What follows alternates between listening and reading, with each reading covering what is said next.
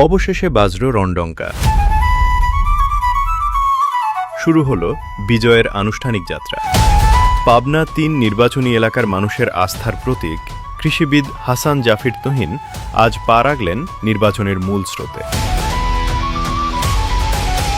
চাটমোহর উপজেলা সহকারী রিটার্নিং কর্মকর্তার কার্যালয়ে তিনি আনুষ্ঠানিকভাবে জমা দিলেন তার মনোনয়নপত্র।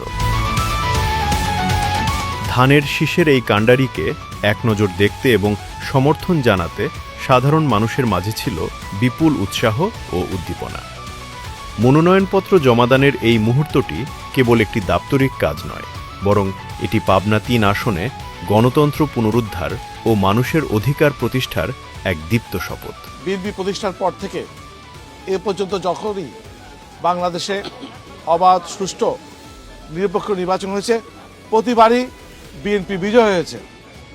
আমরা মনে করি যে এবারও এ সরকার এবং দেশের সমস্ত গণতন্ত্রকামী দল তারা সুষ্ঠু নির্বাচনের জন্য অপেক্ষা করছে। আমাদের সব দলের সহযোগিতায় বর্তমান সরকার এবং নির্বাচন কমিশন দেশে একটি সুষ্ঠু নির্বাচন উপহার দেবে। সেই ক্ষেত্রে আমাদের অতীত ধারাবাহিকতা, অতীত ঐতিহ্য বজায় রেখে আমরা মনে করি বিএনপি এবং ধানের শীষে বিজয় হবে ইনশাল্লাহ। আর এখানে যে প্রার্থী অতীতে ধানের শীষটি নির্বাচন করেছেন, এবারে ধানের শীষ না পাওয়ার কারণে তিনি বলছেন যে স্বতন্ত্র। তো স্বতন্ত্র করলে তো উনি দলে থাকতে পারবেন না। আমি মনে করি উনি যদি সামান্যতম দলের আদর্শে বিশ্বাসী হয়ে থাকেন, অবশ্যই ইনি তার নমিনেশন প্রত্যাহার করে নেবেন। আর প্রত্যাহার না করলে অবশ্যই দল তার বিরুদ্ধে সাংগঠনিক ব্যবস্থা নেবেন।